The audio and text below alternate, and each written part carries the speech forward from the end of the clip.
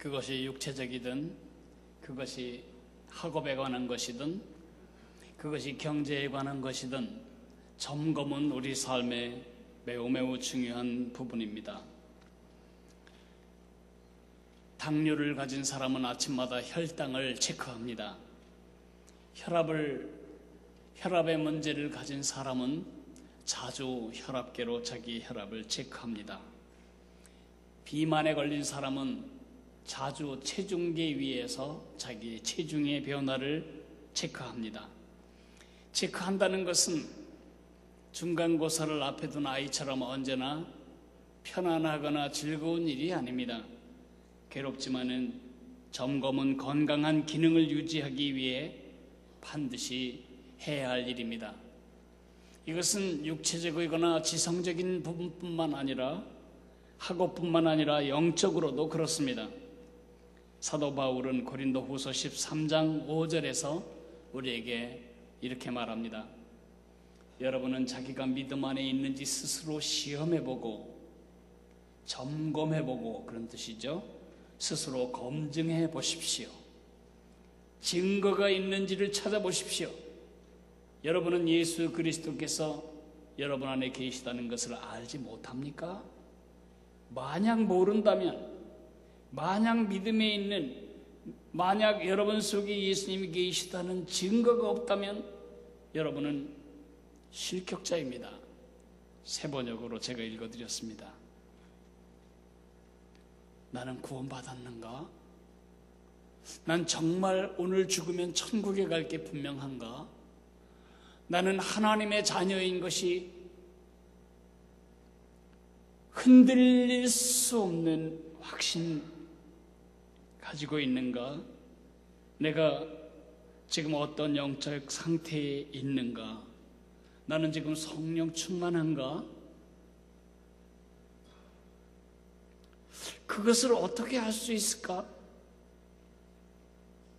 이런 질문들이 자주 우리 마음에 떠오릅니다. 제가 여러분에게 결론부터 말하자면, 여러분이 구원받은 사실은 확신할 수 있고 확신해야만 합니다. 여러분이 성령 충만한 것은 확신할 수 있고 확신할 수 있어야 합니다. 어떻게 내가 구원받은 것을 그렇게 확신할 수 있지? 어떻게 내가 하나님의 사람이라는 걸 알 수 있지?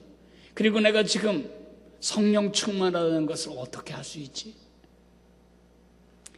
그것에 대해서 오늘 하나님의 말씀은 우리에게 답을 줍니다. 요한일서 2장 3절에서 6절까지를 같이 읽을 겁니다. 요한일서 2장 3절부터 6절까지를 보겠습니다.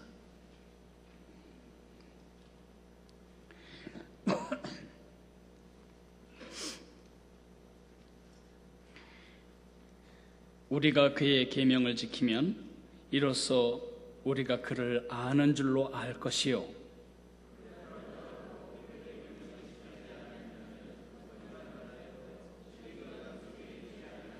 누구든지 그의 말씀을 지키는 자는 하나님의 사랑이 참으로 그 속에 온전하게 되었나니 이로써 우리가 그의 안에 있는 줄을 아노라. 그가 행하시는 대로 자기도 행할지니라. 아멘. 오늘 여러분이 읽은 이 본문을 통해서 요한 사도는 우리가 구원받은 것을 어떻게 확신할 수 있는지, 그리고 지금 내가 성령에 충만한 상태인지를 어떻게 알 수 있는지에 대해서 둘로 나누어서 우리에게 설명을 해주고 있습니다. 오늘 요한 사도의 말을 제가 차트로 구분하면 이렇습니다. 요한일서 2장 3절에서 5절 상반절까지는 구원의 증거에 대해서 말합니다. 구원받을 수 있는 증거가 구원받은 증거가 있는가? 그것은 하나님의 자녀가 된 증거가 무엇인가? 내가 하나님의 자녀로서 오늘 하나님이 나의 아버지시고 나는 그의 자녀로 살다가 이 땅을 떠날 때 천국에 깨어나는 이 확신을 어떻게 가질 수 있는가? 그 주관적인 증거가 무엇인가? 그것에 대해서 3절에서 5절 상반절까지 이야기하고 있고요. 5절 하반절부터 6절까지는 사귐의 증거입니다. 다른 말로 하면 성령 충만의 증거입니다. 하나님과 내가 지금 통하는 줄을 어떻게 아는가? 지금 하나님의 영이, 하나님의 생명이 내 속에 흐르고 내 생명이 하나님께로 흐르고 하나님과 내가 사귐이 있는 그러한 증거는 무엇인가? 요한 사도는 구원의 확신과 사귐의 확신 둘로 나누어서 우리에게 대답을 해주고 있습니다. 결론부터 말하자면 우리가 구원받았다는 사실을 확증할 수 있는 가장 뚜렷한 주관적인 증거는 뭐냐? 지킴입니다. 하나님의 말씀을 지키는 것입니다. 여러분이 하나님의 말씀을 지키면 구원받은 것이 틀림없습니다. 그 말이 얼른 이해가 안 될 겁니다. 두 번째, 사귐의 증거는 뭐냐? 성령 충만하다는 것은 도대체 어떻게 느낄 수 있는 것인가? 그것은 거함입니다. 거함. 결론은 내렸지만은 설명이 좀 필요할 것 같아서 제가 이 두 부분에 대해서 설명하는 것으로 오늘 설교를 진행해 나갈 겁니다. 첫째 부분은 구원의 증거가 확실한지를 점검하라는 것입니다. 그게 3절에서 5절 상반절까지의 이야기입니다. 이 땅에 세 종류의 크리스천이 있습니다. 첫째 종류는 구원을 받았는데 자기가 구원받은 확신이 없는 사람. 두 번째 사람은 구원을 못 받았는데도 자기가 구원받았다고 확신하는 사람.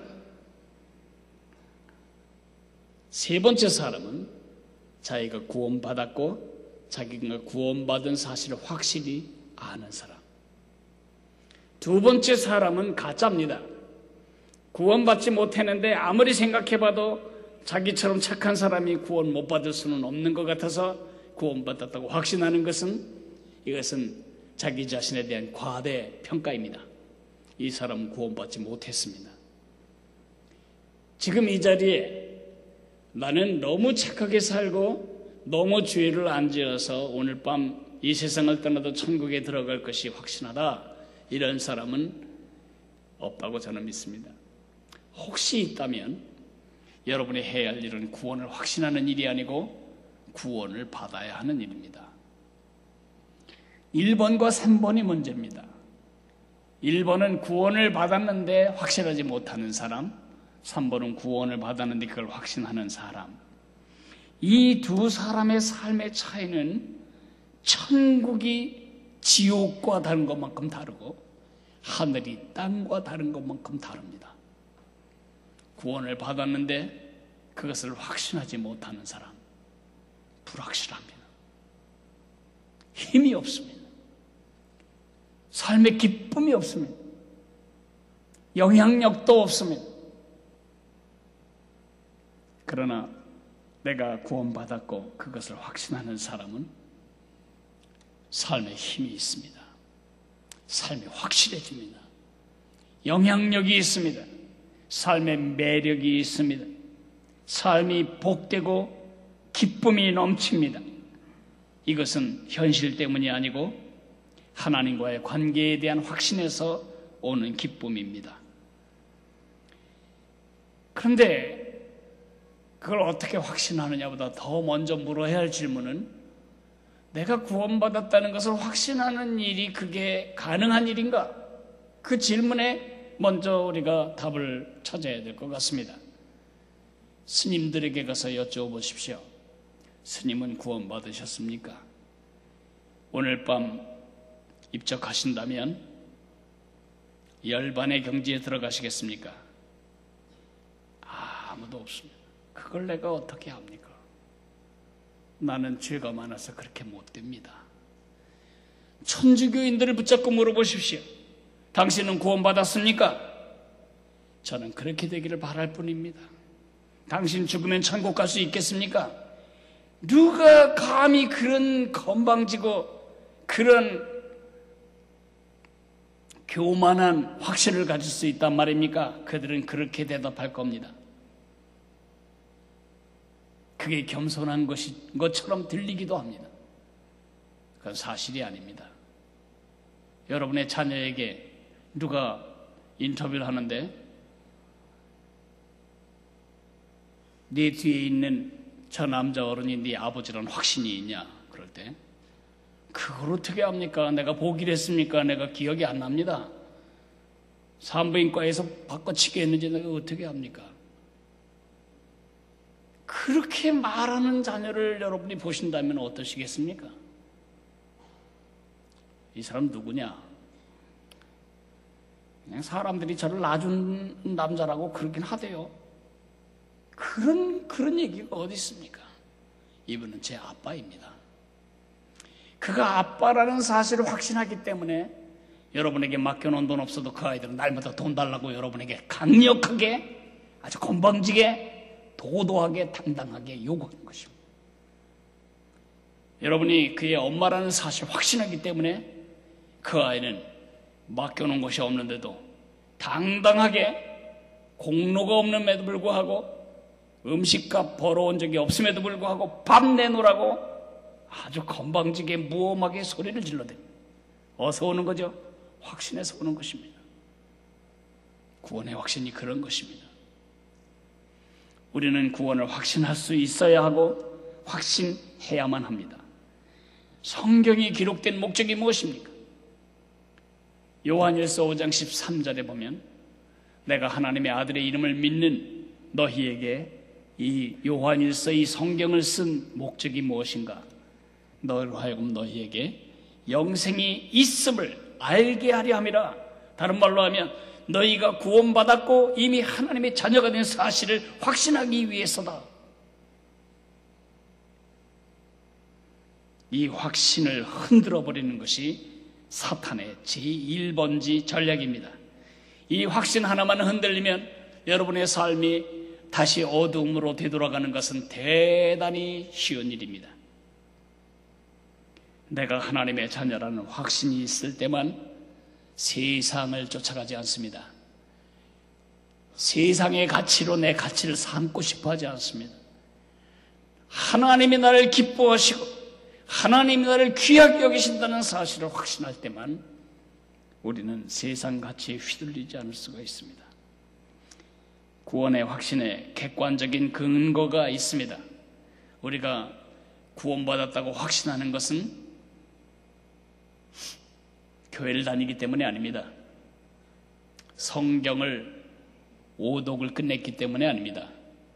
우리가 구원받은 것을 확신할 수 있는 두 가지 근거는, 객관적인 근거는, 첫째, 2000년 전에 예수님께서 저 십자가에서 이루어놓은 역사적 사건 때문입니다. 그분이 여러분과 나의 모든 죄값, 우리가 목숨을 버려야, 죽어야 끝날 죄의 책임을 다 짊어지시고 십자가에서 죽으신 것입니다. 그리고 그분이 다시 살아나신 것입니다.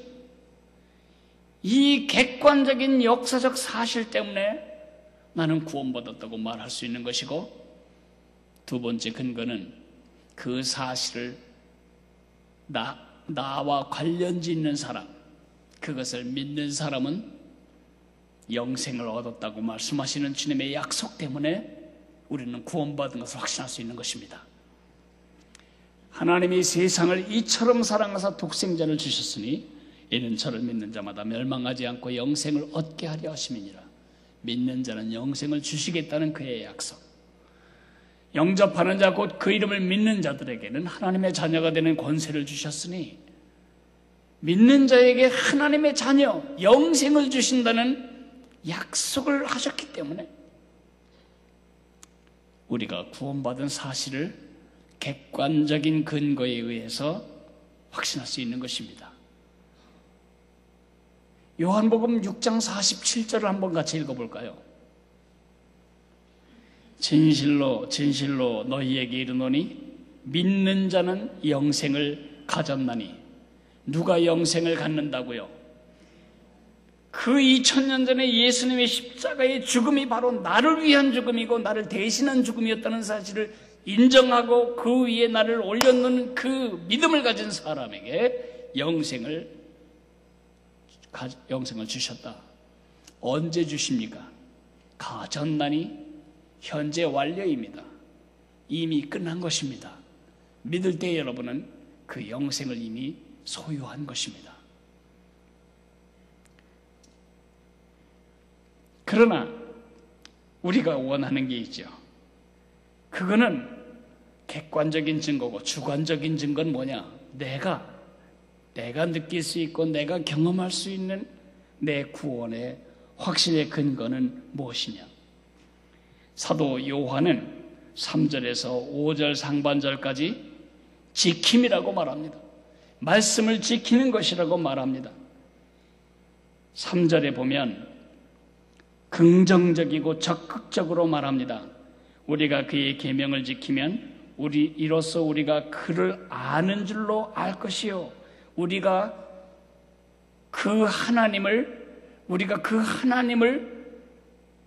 인격적으로 개인적으로 체험적으로 만났다는 사실을 확신할 수 있는 것이요.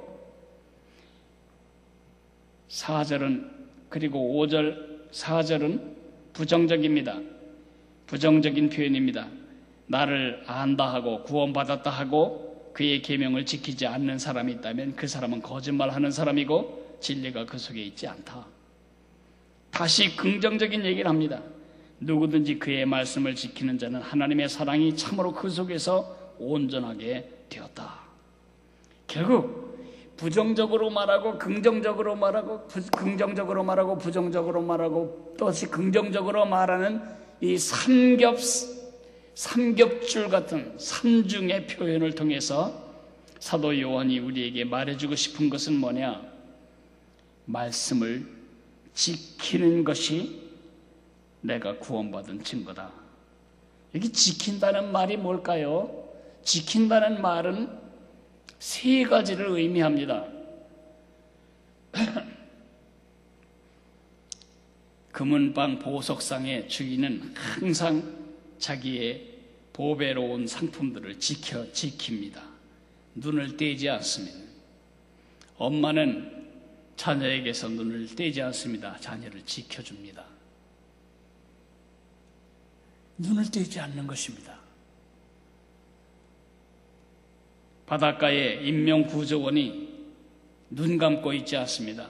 항상 눈을 뜨고 사람들 중에 허벅적거리고 죽어가는 사람이 없나, 물에 빠진 사람이 없나 늘 봅니다. 지킨다는 것은 마치 보초병이 눈을 부릅뜨고 내 소중한 조국을 지키는 것처럼 지켜보는 것을 말합니다. 지킨다는 것을 말할 때는 단순히 눈만을 말하는 게 아니고 가슴도 말합니다. 우리는 언약을 지킵니다. 결혼식 때 주례 선생님 앞에서 우리가 했던 약속을 항상 이 가슴에 깊이 보존합니다. 그것 때문에 우리는 때로는 마음에 안 들고 때로는 정 떨어져도 때로는 다투기도 하고 때로는 갈등이 있어도 부부로서 그냥 살아가는 것입니다. 지키는 겁니다. 약속을 지키는 것입니다. 요 안에 보존하는 것입니다. 그리고 지킨다는 것은 순종하는 것입니다. 이렇게 지성적으로, 감성적으로, 의지적으로 하나님의 말씀에 주목하고 하나님의 말씀을 이 속에 보존하고 하나님의 말씀을 순종하는 일이 지킨다는 것입니다. 그렇게 할 때에 우리가 하나님의 자녀라는 확신을 가질 수 있다는 것인데 우리 마음이 벼랑간 무거워집니다. 우리 속에 있는 오해 때문입니다. 그렇게 한다면 결국은 말씀을 지키면 구원받는다는 것이 아닌가? 하나님의 말씀을 잘 지켜서 우리가 하나님의 자녀가 되는가? 아닙니다. 하나님의 말씀을 지켜서 하나님의 자녀가 될 수 있는 사람은 이 세상에 아무도 없습니다. 우리는 하나님의 자녀가 되었기 때문에 하나님의 말씀을 지키고 싶어 하는 것입니다. 하나님의 사랑을 경험하면 지키지 않으면 벌 받을까봐 지키는 것이 아니고 지켜서 구원받으려고 지키는 것이 아닙니다. 그래야 되기 때문에 그거 지키는 것이 아니고 그래야 할 필요가 있기 때문에 그걸 지키는 것이 아닙니다. 우리가 하나님의 말씀을 지키는 것은 하나님 사랑하기 때문입니다. I have to도 아니고 I need to도 아니고 I want to, 내가 그것을 원하기 때문에 순종하고 싶어하는 동기가 다릅니다. 하나님이 나를 이렇게 사랑하는데 나는 그분을 위해서 뭘 해드리지? 하나님 말씀을 잘 들어야 되겠다. 생각해 보세요. 여러분이 아이에게 스마트폰을 사줍니다. 3, 4일 약발이 갑니다. 아이가 말을 되게 잘 듣습니다. 아이도 압니다. 스마트폰 하나를 손에 쥐고도 황송하고 고마워서 엄마 말 잘 들어야지. 약발이 며칠 안 가는 게 문제지만 어쨌든 하나님의 사랑을 우리가 경험했다면 우리의 첫 번째 반응이 뭐냐? 하나님의 말씀을 지키고 살고 싶다. 여러분이 하나님의 말씀을 지키고 살고 싶은 마음의 소원이 있을 때 그것은 여러분이 구원받은 하나님의 자녀라는 증거입니다. 다른 말로 말씀을 어겼을 때에 가슴이 따가워지고 주님 앞에 죄송스럽고 주님의 얼굴을 차마 보기도 어려울 만큼 가책이 느껴지고 하나님의 사랑을 내가 이렇게 받아야 되나 이렇게 반응해야 되나 그런 마음에 불편함이 있다면 여러분 하나님의 자녀인 것이 확실합니다. 하나님의 말씀을 어겨도 마음에 가책이 없고 하나님의 말씀을 씹어먹어도 하나도 마음에 두려움이 없다면 내가 보증합니다. 여러분 구원받지 못했습니다.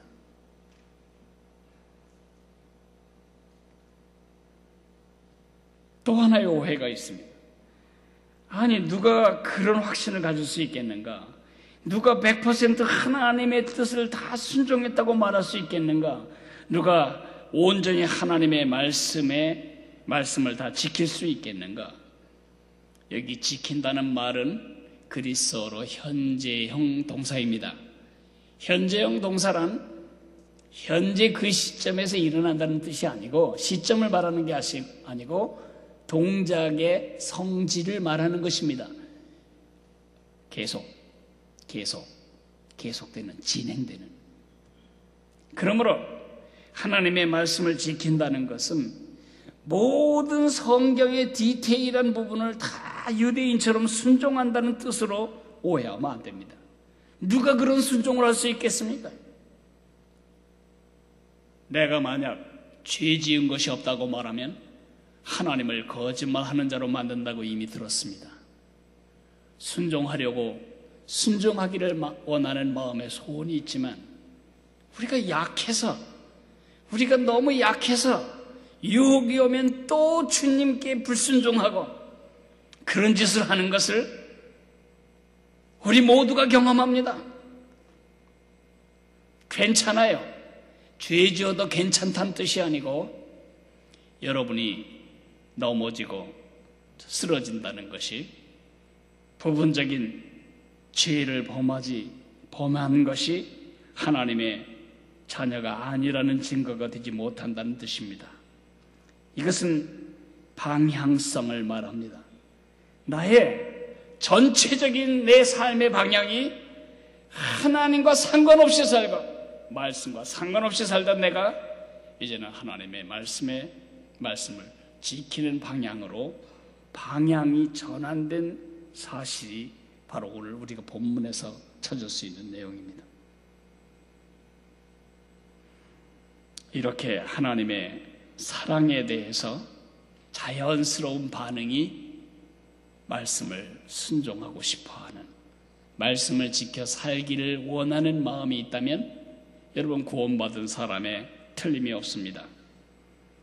오늘 5절 상반절에 새 번역은 이렇게 번역합니다.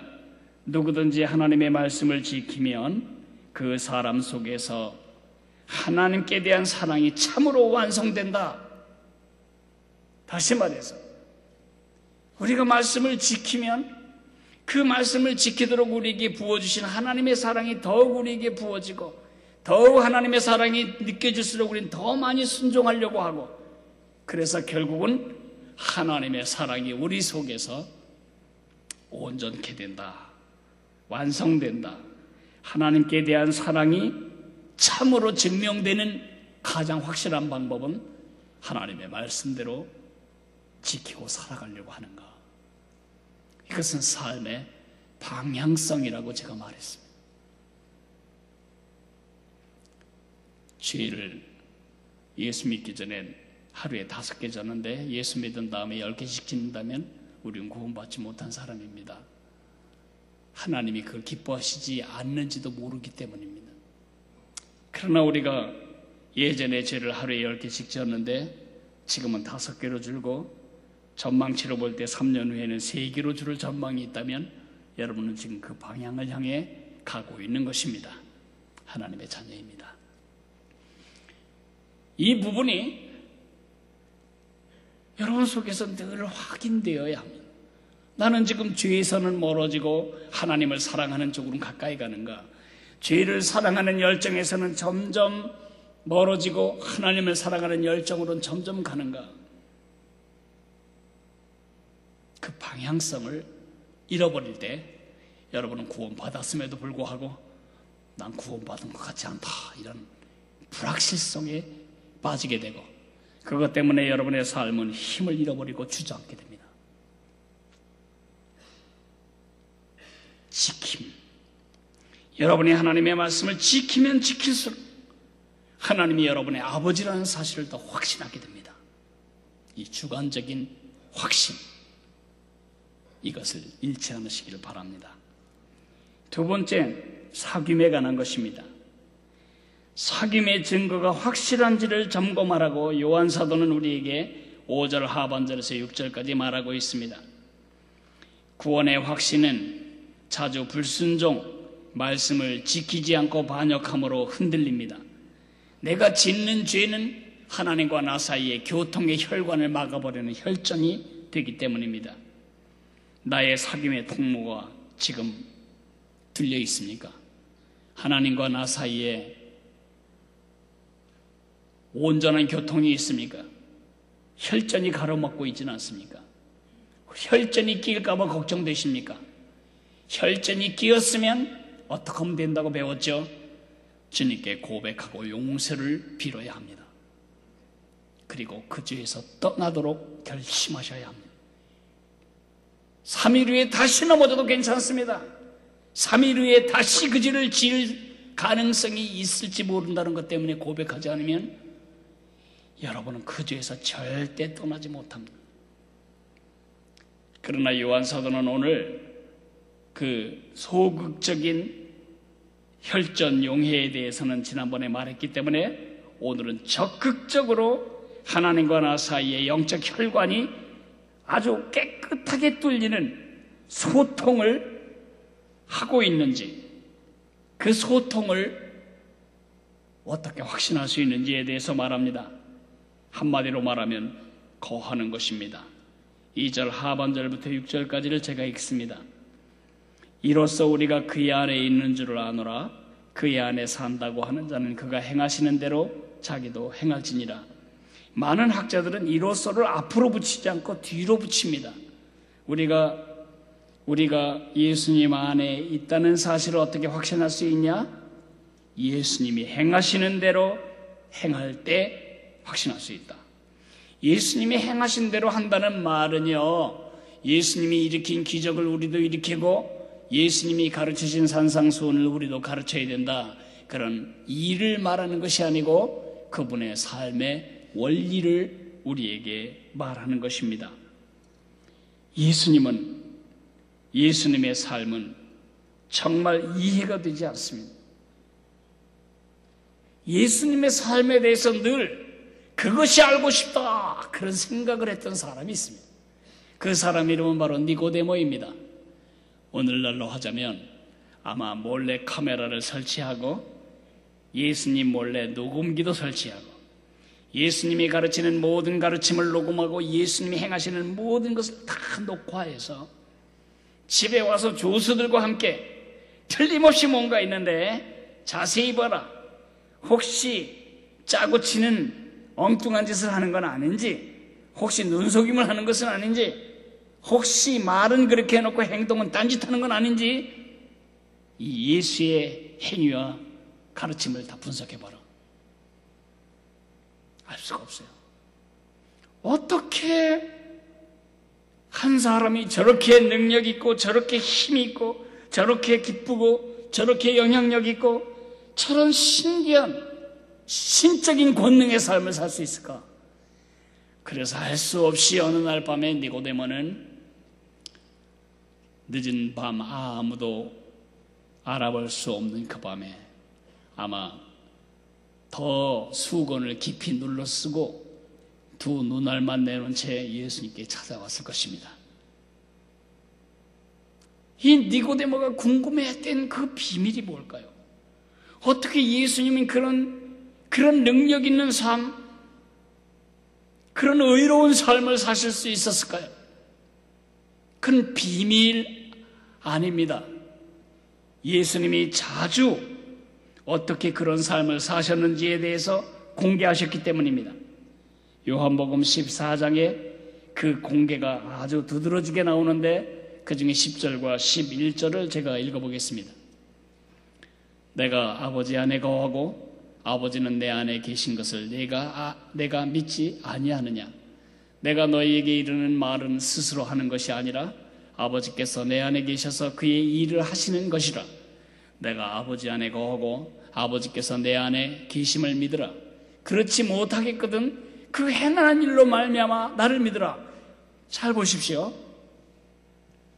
예수님이 지금 비밀을 공개하고 있습니다. 내 안에 일어나는 삶의 능력과 삶의 영향력과 삶의 열매, 내 삶의 의로움, 그에 대한 비밀을 알고 싶으냐? 그 비밀은 하나다. 하나님이 나를 통해서 말씀하시고 하나님이 나를 통해서 그 일을 하시는 것이다. 지금 내가 그 말을 하고 내가 그 일을 행하는 게 아니고 내 안에 계신 하나님이 나를 통해서 그 말씀을 하시고 나를 통해서 그 일을 하고 계신 것이다. 예수님은 도국격입니다. 주격은 누굽니까? 하나님입니다. 예수님은 하나님이셨습니다. 그러실지라도 예수님은 자기가 주격이 되고 예수님이 도국격이 되고 예수님이 하나님이 도우미가 아니었습니다. 예수님의 삶을 주장하시고 이끌어 가시는 주체는 성부 하나님이셨다는 사실을 예수님이 말하고 있습니다. 내가 말하는 게 아니라 아버지께서 나를 통해서 말씀하시는 것이고 내가 하는 일이 아니고 내 안에 거하시는 아버지께서 나를 통해 그 일을 이루시는 것이다. 예수님은 하나님과 통하셨습니다. 예수님의 속에서는 하나님의 생명이, 하나님의 능력이, 하나님의 사랑과 의지가 작동하고 있었습니다. 그것을 3년 동안이나 지켜본 사도 베드로는 오순절날 술에 취했다고 비아냥하는 유대인들에게 그 오순절 성령의 강림을 이렇게 설명합니다. 사도행전 2장 22절에 보면 이스라엘 사람들아 들으라, 이 말을 들으라. 너희도 아는 바와 같이 하나님께서 주격입니다. 나사렛 예수로 폭로격입니다. 하나님이 큰 권능과 기사와 표적을 너희 가운데서 베푸셨다. 누구를 통해서? 예수님을 통해서. 예수님은 통로였고 하나님이 주체였습니다. 그래서 너희 앞에서 그 예수님이 하나님이신 사실을 증언하셨다고 사도 베드로가 말하고 있습니다.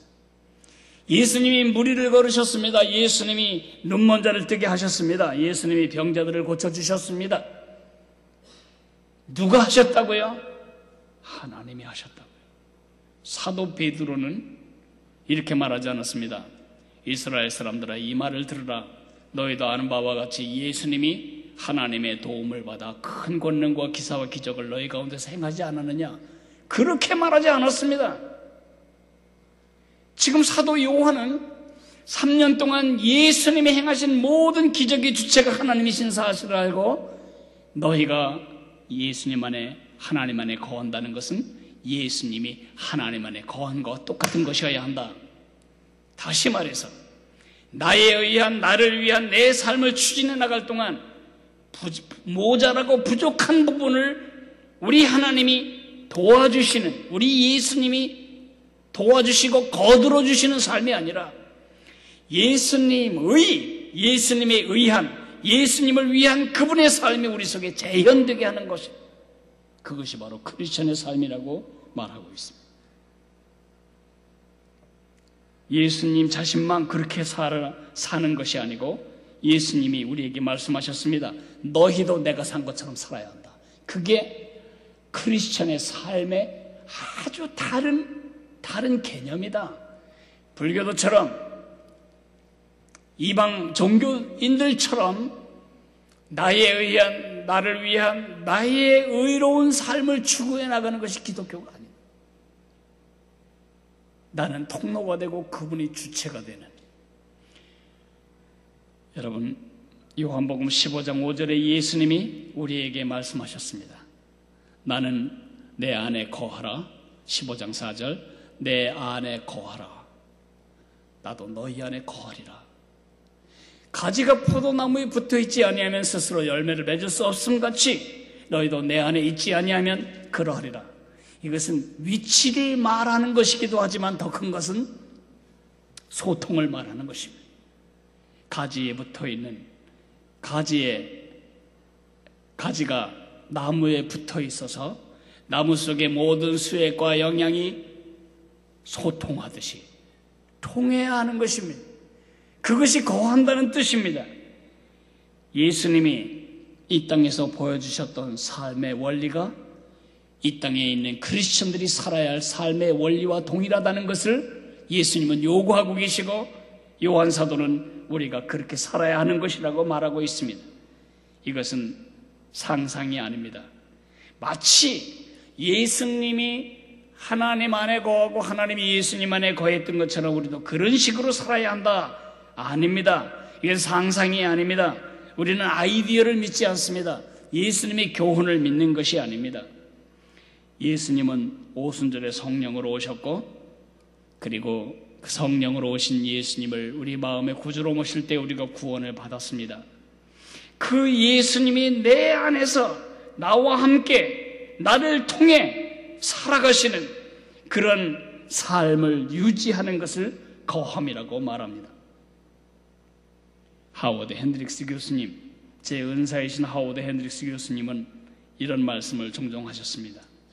크리스천의 삶이란 우리 안에 살아계신 예수 그리스도께서 그의 삶을 재생하시는 것이라고. 이런 거함을 유지하는 영적인 혈액이 있습니다. 여러분이 정말 성령 충만한 하나님의 사람으로 살아가기를 원하십니까? 성령 충만한 상태를 늘 유지하기를 원하십니까? 내가 성령 충만하다는 상태인지를 확신하고 싶으십니까? 그 혈관 속에, 하나님과 나 사이 혈관 속에 통해야 할 두 혈액이 있습니다. 그건 말씀과 기도입니다. 말씀을 접어놓은 채 성령 충만할 수 있는가? 없습니다. 기도를 접은 채 성령 충만할 수 있는가? 없습니다. 제 혈관 속에 피가 흐르지 않은 채 제가 살아갈 수 있는가? 없습니다. 여러분이 말씀과 기도에 힘써야 하는 이유는 그것은 우리 영혼의 혈액이기 때문에 그렇습니다.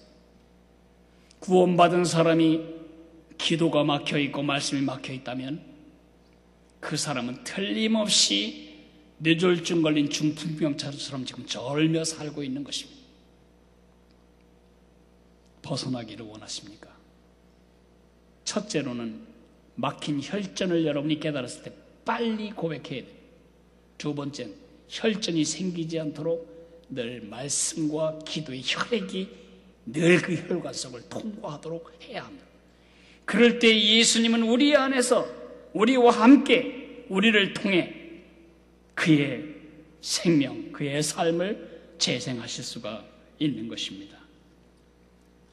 모양새가 반듯하고 색깔이 확실하고 맛이 분명한 하나님의 사람으로 살고 싶으십니까? 날마다 점검하십시오. 나는 하나님의 말씀을 지킴으로 하나님의 사랑에 보답하기를 원하는가? 나는 말씀과 기도로 날마다 주님과의 사귐의 혈관에 지금 피가 통하고 있는가? 우리 다 같이 일어나서 찬송가 436장을 부르면서 들은 말씀을 조금 더 묵상하고 같이 기도하겠습니다.